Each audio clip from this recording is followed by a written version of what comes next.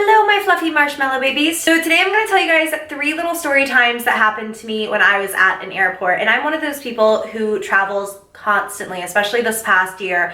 I am home so rarely that I actually don't know what to do with myself. I've been home for a week and it's actually super weird. Obviously, the most convenient way to travel is via plane. So I take a lot of flights. I'm in the airport a lot. When you spend as much time as I do at the airport, weird stuff starts to happen to you. And I was actually super inspired to film this video after watching one of Jessie V's recent story times, or V times as she calls them. That's such a cute name. I wish I had a creative name for my story time videos, but I'm gonna actually link her channel down below. I really love Jessie. She has so many fun storytime videos. This isn't a collab or anything. I just wanted to give her a little bit of love because I discovered her somewhat recently and I've been binge watching her videos, so I'm sure most of you guys will too. So my first story happened at Tampa International Airport, probably this past spring. Oh no, actually it was closer to the summer, like beginning of fall time when this happened. By the way, I grabbed a Diet Pepsi right before I filmed this video. Not a sponsor, wish it was a sponsor, but I was thinking about it. My look's like very retro and like summery, and I almost feel like I could be in a Diet Pepsi commercial today, maybe. I know, when did it start saying on Diet Pepsi cans that they're now aspartame?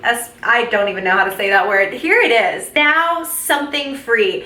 That does not bode well with me because that means that at one point it was not free of that, and the way that they're labeling it makes me feel like it was probably poison. Anyways, I was felt up at TSA at Tampa International Airport. I was flying back from visiting my best friend Michelle, and I go to see her in Florida all of the time, and every time that I do I have to fly into and out of Tampa International. Now I've never really had any issues there before as far as airports go. It hasn't been particularly interesting. It's not good, it's not bad, it's just whatever. I was actually flying from Tampa to New York City for something, and so I was really dressed up because I had a meeting to go to right after the flight. I didn't have on any makeup or anything, but I was dressed, and I had on kind of like a lower cut wrap dress. 9 times out of 10 I'm just in leggings and a sweatshirt when I travel, so this was like a rare occasion for me to be like somewhat presentable for humanity. I'm just going through security, not thinking anything interesting is about to happen, not thinking I'm doing anything noteworthy, and I get pulled off to the side by a TSA agent. Now, he's been pulling over people that are like over 60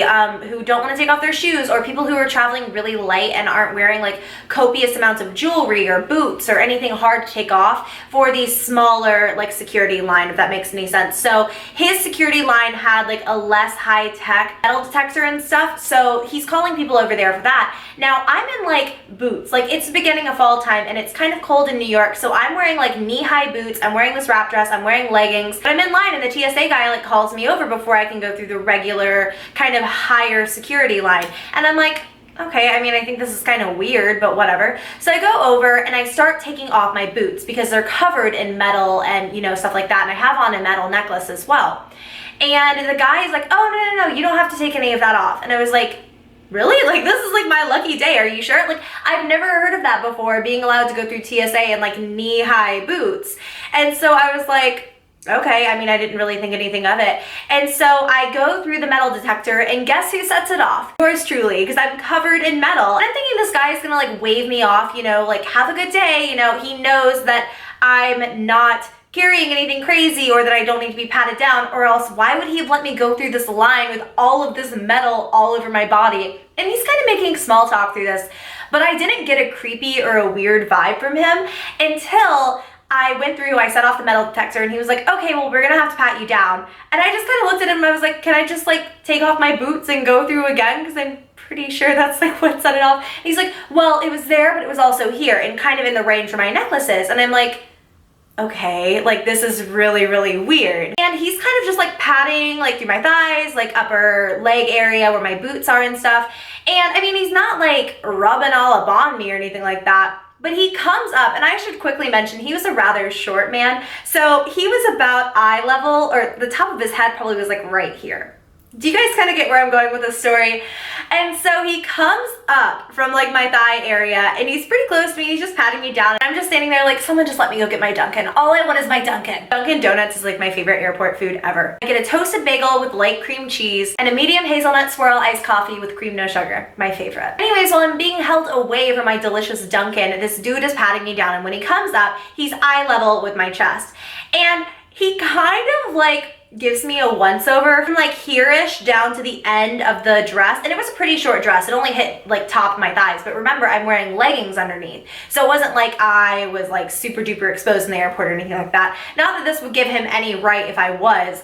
But anyway, so he does that once-over and he was like, oh, that's a really nice dress you're wearing, while staring at my boobs. The way that he said it too, there was something about like, oh, like it didn't sound like he was genuinely surprised that it was such a cute outfit. It was almost like he'd rehearsed it in his head. I know that probably sounds crazy, but anyways, I was just like, really?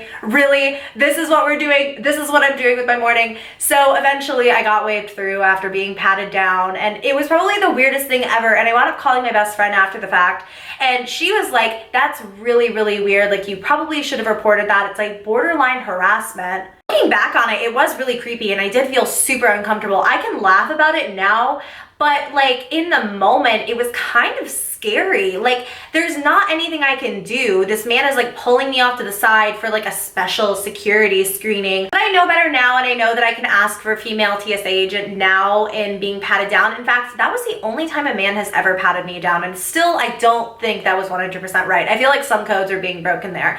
But yeah, that was the time that I kind of got like borderline harassed, felt up at the airport. It was definitely his job to feel me up, not his job to make the creepy comments. The next story I want to tell you guys happened at LaGuardia in New York. Next to LAX, probably my least favorite airport of all time. I do not like flying in and out of LaGuardia. I'm already running really late for my flight, which is my own fault, and it's no one's fault but mine. But I'm thinking there's no way security would take longer than a half an hour. I think I had like 45 minutes until my plane took off. So yeah, I'm like in line at security, not thinking it's going to take very long. There's maybe 10 people ahead of me, and I'm just in a security line waiting, and I'm noticing that we're not really going through. And I look up, and the guy who's supposed to be waving us through, you know, like getting our boarding passes and our IDs and stuff so that we can then go through security, he's just sitting there reading a book.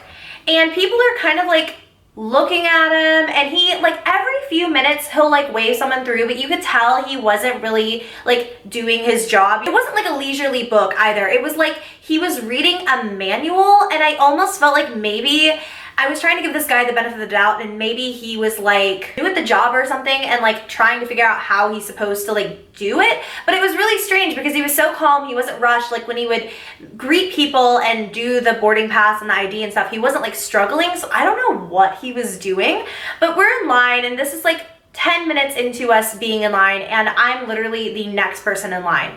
And there is another line of people who are like coming into our security line. And this isn't a group that needs assistance. Like obviously there are people in wheelchairs, there are people with disabilities who need access through these sorts of lines, and obviously they take top priority, but it wasn't anything like that. And these weren't elderly people. Like it was really weird. You know how sometimes they'll kind of wave along like 60-year-olds and stuff like that? It wasn't anything like that. These were like 13-year-old kids and people of all different walks of life. They didn't even all look like they were in a group. And they're coming to the back of the line. It's this huge group of people. And the TSA agent says, oh, no, come on, come to the front. And he waves them through the line where we've now been standing for like 10 minutes while he's like waving through one person at a time and then taking like a 2-minute reading break. I'm obviously annoyed because I don't know why he's doing this. I feel like he knows that most of us are anxious and we want to get to our flight, and I honestly like in my heart believe he was just being a jerk. So he's like bringing through this whole other line of people that I'm thinking, okay, you know, now he's moving through people at a respectable pace. Like he's not like scanning one person, reading for 2 minutes, scanning one person. No, he's like going continually. So I was like, okay, I'm gonna get through this line in no time. And he finishes off the people and goes back to reading. And I'm just like, okay, at this point, I've been in the security line, not even the security line, I've been in the waiting area to get my boarding pass and ID scan to get into security for probably close to 25 or 26 minutes. I don't have too much more time before my flight, and so I'm like, I'm just gonna go to another security line. And so I start to leave. I kind of like weasel past. There's like a little, let's use this as the thing. It's like a little pushable door that is there to separate us from the TSA dude. So I kind of like weasel past it, and I'm about to just go out. And he says, ma'am, you have to stay behind the bar or whatever. And I just said, okay, I'm just gonna go to a different security line. And he was like, I will be with you in a moment, ma'am. And I was like, okay, well, I'm just gonna go to a different TSA line. Like that's all I said is I'm just gonna go to a different security line. I start walking again, and he yells at me, and he's like, ma'am, I will be with you in a minute. And like, it really scared me, and I don't like to be yelled at. Like, I really, really don't like when people raise their voices at me, and especially not in front of all of these people. Like, it made me feel so embarrassed, but I wasn't like trying to get to him, and I kept saying that, like, I'm going to a different line. I'm not gonna stand here while you continue to read your book. I'm not gonna judge you or make assumptions or whatever, but I've got to get on my flight. So I was really embarrassed at this point, and I was like almost in tears. I really don't like to be yelled at. I'm not mad very often either, and so when I am mad, I don't confront people. I don't yell at people. I don't raise my voice. I don't usually say mean words ever. I just start crying because like, I don't know how to handle the emotion, I think. And so I'm just standing there like fighting back tears while this older woman behind me is like trying really hard to comfort me. Like, I think that she knows how upset I am, and she's just like whispering about what a D this guy is, you know? And so we stand there for another 5 minutes, and eventually he waves me through, and he's really polite at this point. He's really like buddy. He acts like it's like this big inside joke. He's like, see, I told you I would get to you. And I was like, okay, like I was just trying really hard not to lose it at the airport. You know, I didn't want to like have a full-blown panic attack in front of this dude. And so he waves me through, but when he does, he makes eye contact with one of the TSA guys, and he kind of like nods. Lo and behold, after getting through security, they had to check my suitcase. And at this point, I literally think I'm going to miss my flight. I have like no time to board. Boarding is almost over. Like, usually 10 minutes before a flight takes off, boarding will end. And there's like 15 minutes left until my flight takes off. So I'm just sitting there like, I'm gonna miss my flight. Like, I don't know what I'm gonna do. It's so expensive when you have to rebook a flight too. Sometimes it's almost worse than booking the ticket in the first place. So yeah, I'm just like sitting there while they're going through my suitcase, and they won't even tell me what they think that they found. They just say it's something suspicious, like they just want to look through everything. They unwrap all my clothes, they go through everything. I think I left a tube of mascara in my carry-on suitcase, and they threw that out. Eventually I did get through security, and I wound up making my flight. But it just really upset me that this guy, like, he knew what I was doing. He knew that I was just trying to make my flight, and he literally just wanted to make my day worse. And I've met some really nice people who work at airports, and it really upsets me that there are people like this guy and then the last guy who was like staring at the titties though. Like, it really upsets me when people like that give TSA such a bad rap, because some of the people who work at those airports literally, like,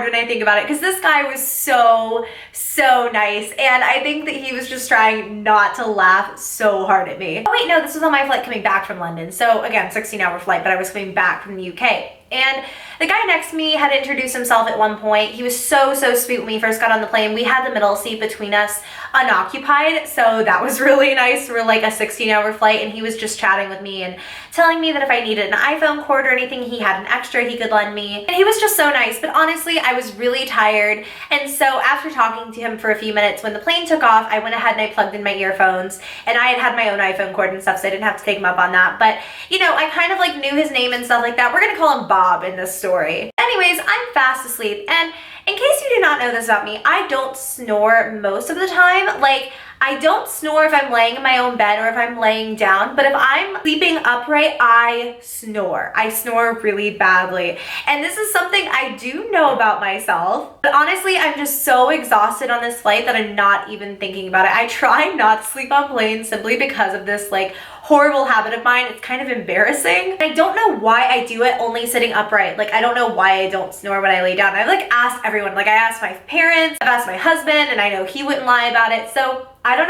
know. It's just a thing I do. But I'm fast asleep, and the next thing that I know, I'm awake, and I kind of felt like my whole body sort of shake, and I kind of thought we were getting turbulence.